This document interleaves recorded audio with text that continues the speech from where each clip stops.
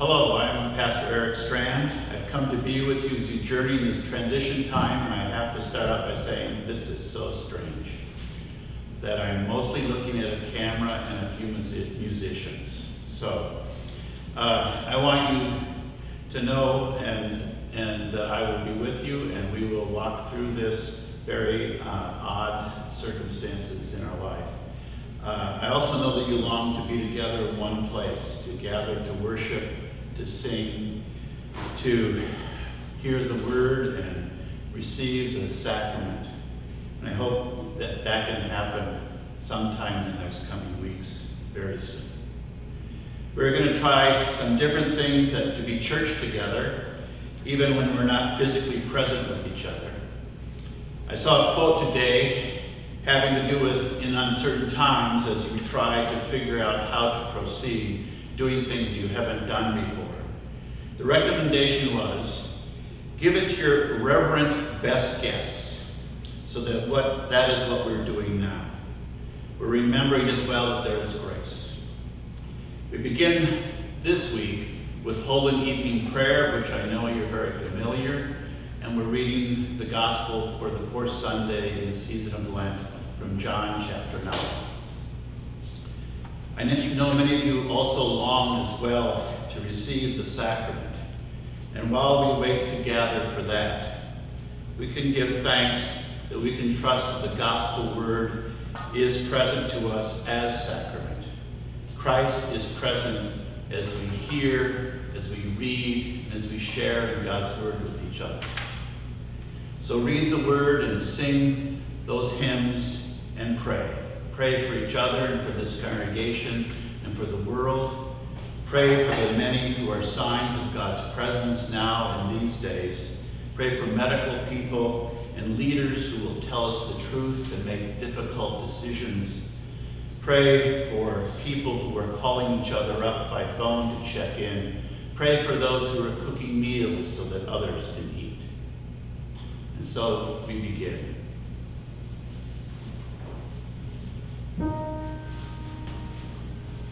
Jesus Christ, you are the light of the world.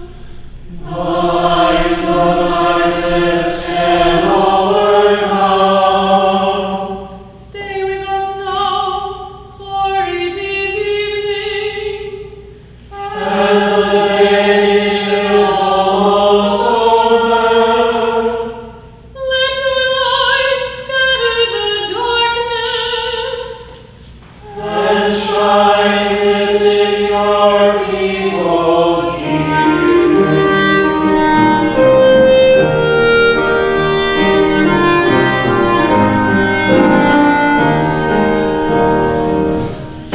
Joyous light of heavenly glory, looking over God's face, you'll see creation's glory. Shine on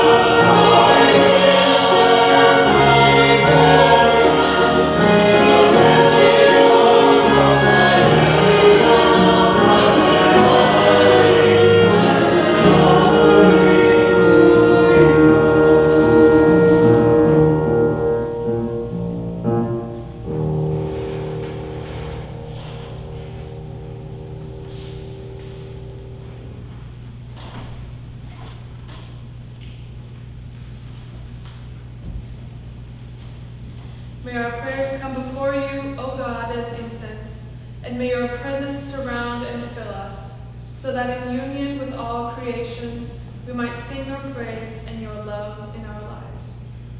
Amen.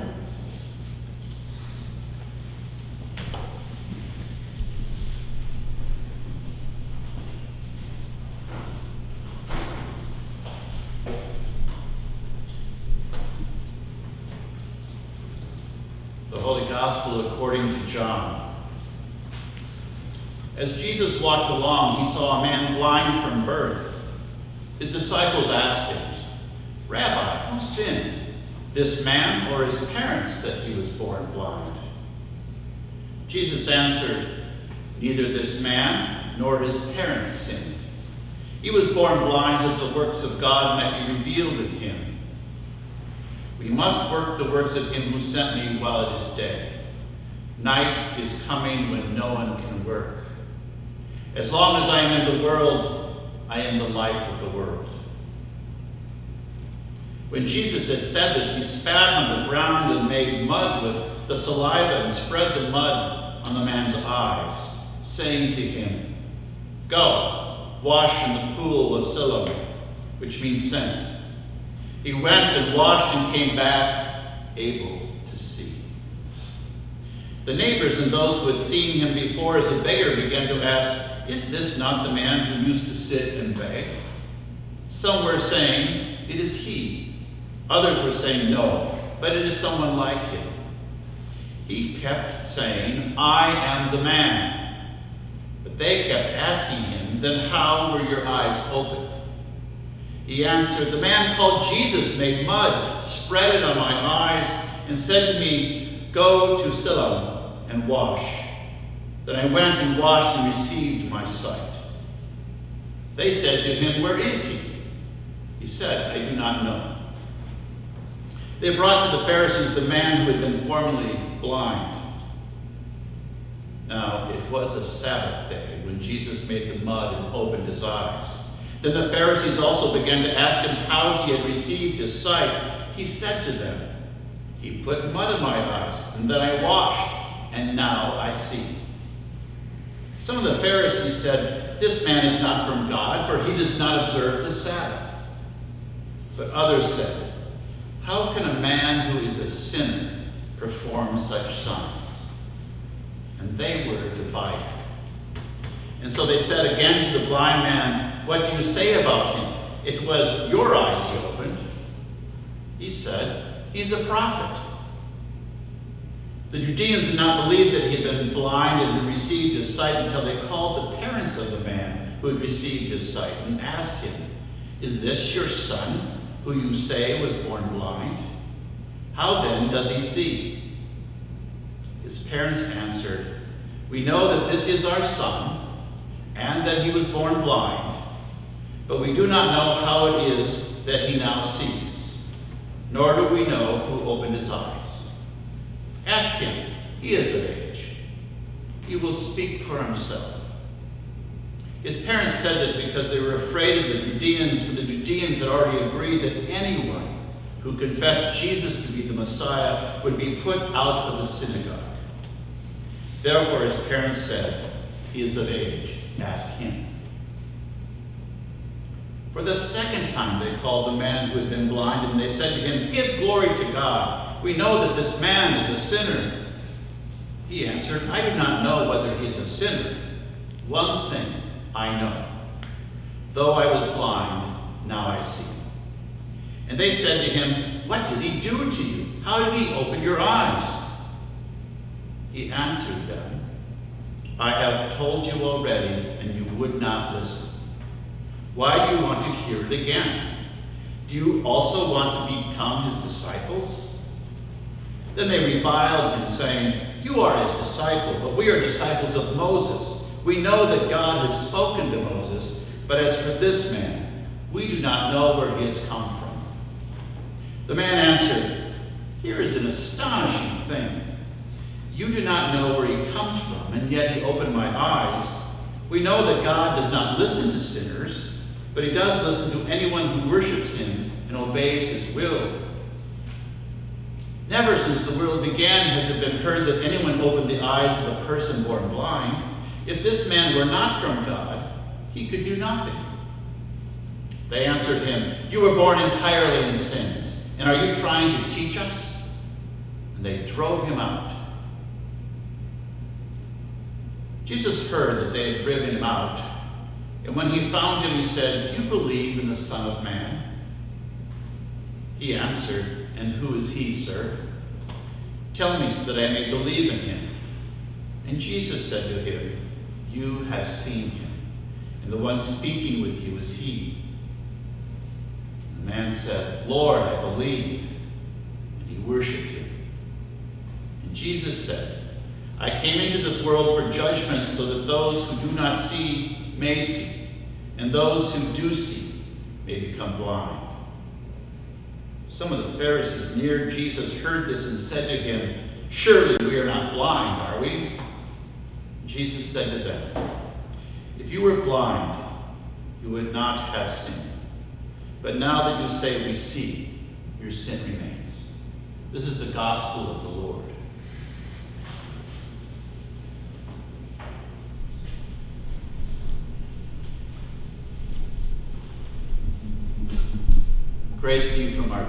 Grace and peace to you from our God, whose vision of mercy and reconciliation brings the light of Jesus Christ into our lives.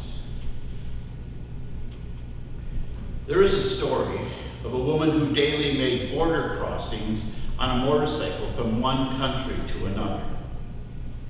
On the back of the motorcycle was a small box with sand in it, and every day the custom guards searched the box where they were sure she was smuggling something. But they were never able to find anything on her bike or her person.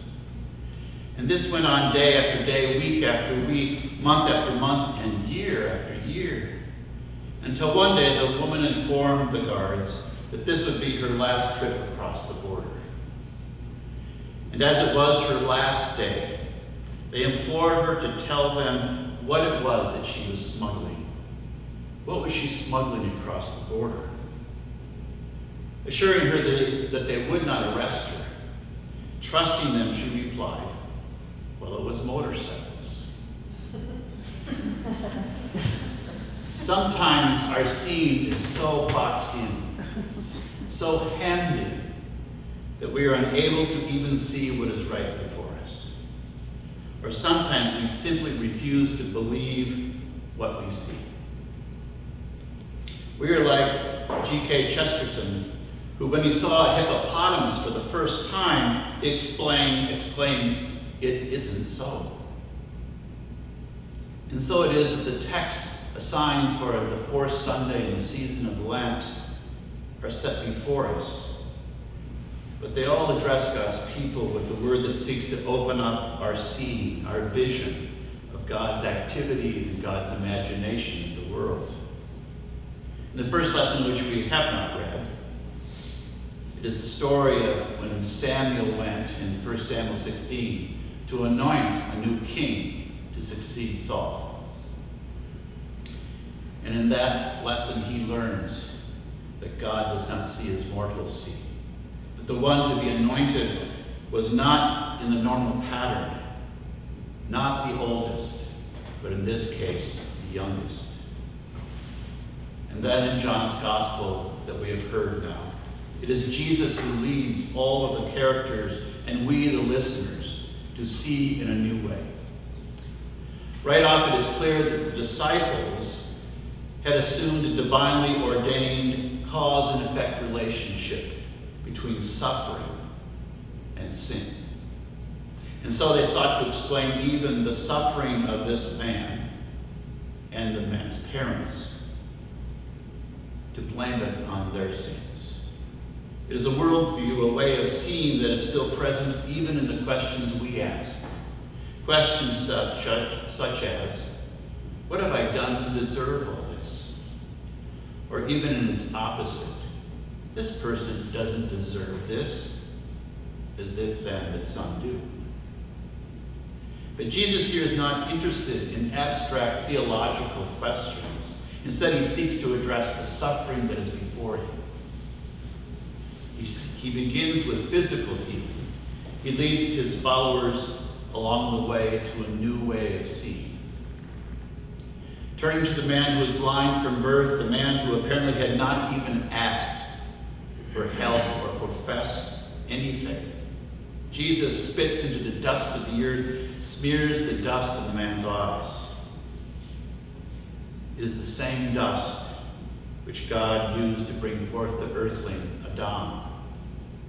And making clay and spittle dirt, he smears it on the eyes and commands the man to go and wash.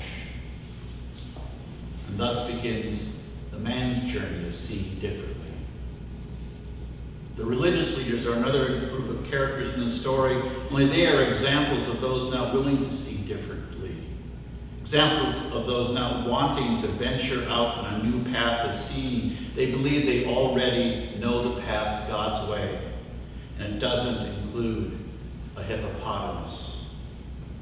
They lived in the midst of all kinds of people who were seeking to dilute and destroy the faith, and so understandably, they saw themselves as the necessary keepers of God's law. And more than ever, they would need to cling to the teachings of their mothers and fathers. But here is Jesus who breaks the rules, heals on the Sabbath. It could not be until they closed their eyes. These religious folks had arranged the law and God's word in such a way that they were able to move around their spiritual house quite easily without even opening their eyes. They believed they knew the floor plan and it could not be changed. And we know this is a great temptation of all religious folk, such as ourselves, to believe that we can see God's will and that we are its keepers and dispensers. We can put God in a box, we can domesticate God, we could make a domicile of our own creation. Not able then to see the radical vision of Jesus. Jesus is offering us a particular way of seeing this day, one that envisions a prodigal mercy and reconciliation that is beyond our control. We should also note that even when this nameless man receives his vision, he does not have a sudden improvement in his life. Rather, he's ostracized and shunned even more. As the story shows us just how costly the gift of God's grace can be. For this vision, a way of seeing that overturns our ways and imagining, this is a way of seeing differently the calculus we usually assign to God. Jesus would have us see each other as sisters and brothers, and even to see our enemies as children of God, and to see the whole earth and its creatures in the sky and the earth itself, and even all the strange creatures, including the hippopotamus, as objects of God's love and compassion.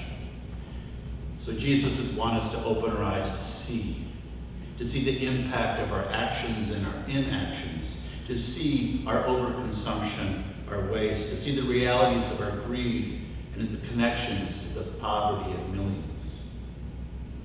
It would have us see the limits of our control and see our own mortality. And so he asks, will we open our eyes? Will we open our eyes to see God's presence in places unexpected and unsettling, to see God's presence even now in a time of plague? Even now in this wilderness time, where familiar constructs and patterns of how we live our daily lives are turned upside down and inside out. When we see how little control we really do have or don't have. Can we see God's activity in these days even? In those who are caring for the sick in many ways, for those who are working to provide basic necessities. Those who might be like the women in Assisi who open their windows and sing out to each other across the streets even as their doors remain locked. Jesus would have us see that God, the God who takes the dust and breathes life into it, that the one who takes spit and dirt and opens eyes, this very one does take water and bread and wine in order to offer us salvation. This one is present to us now, even now in this Lenten time, when we long still to gather together as a community to share in the Eucharist. But we can trust this. The gospel still comes to us.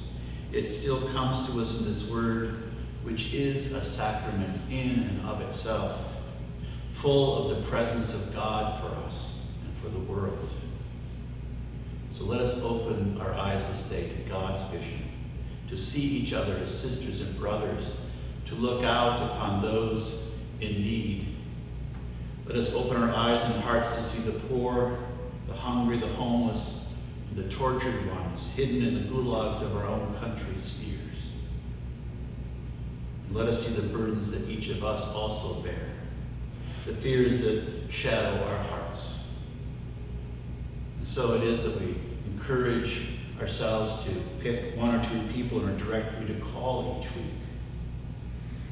But let us also see as well those who have died like Jim Lee, who are still one with us in the body of Christ. And this day, let us give thanks then that our God first sees us, that God sees in despite of what God sees and because of what God sees, our God embraces, forgives, and sends us to share that vision where all God's creatures are gathered in love and mercy together. We sing hymn number 793.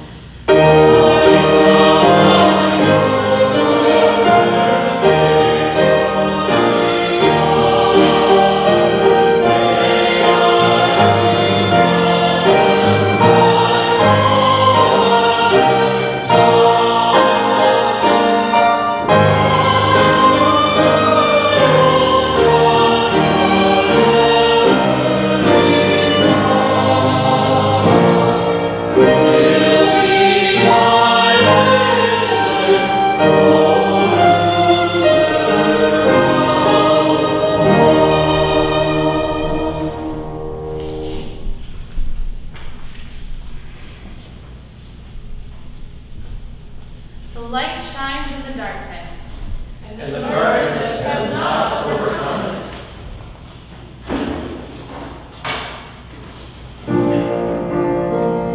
An angel went from God to a town called Nazareth, to a woman whose name was Mary. The angel said to her, "Rejoice, O highly favored,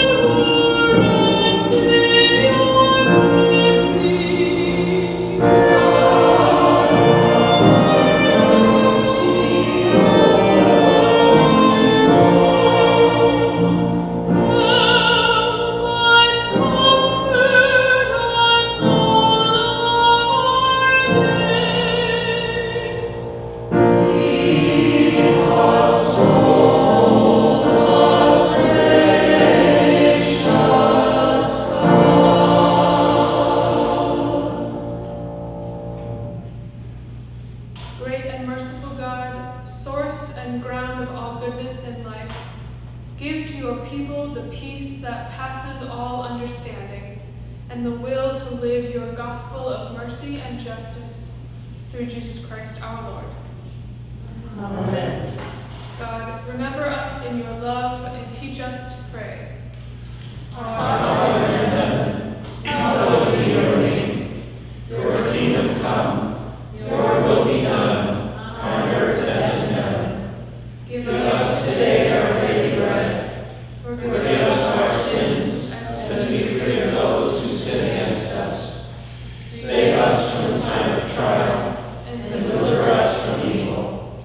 For the kingdom, the power, and the glory are yours, now and forever. Amen. Let us bless our God.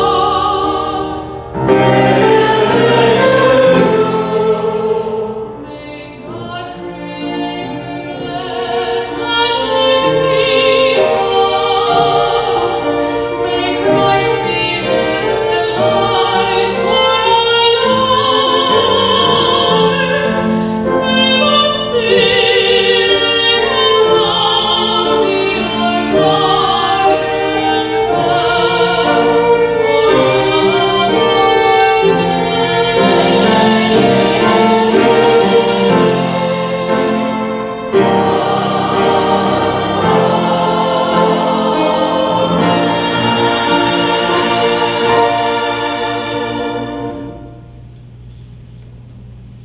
We sing hymn 334, verses 1 through 3, and Lent 4.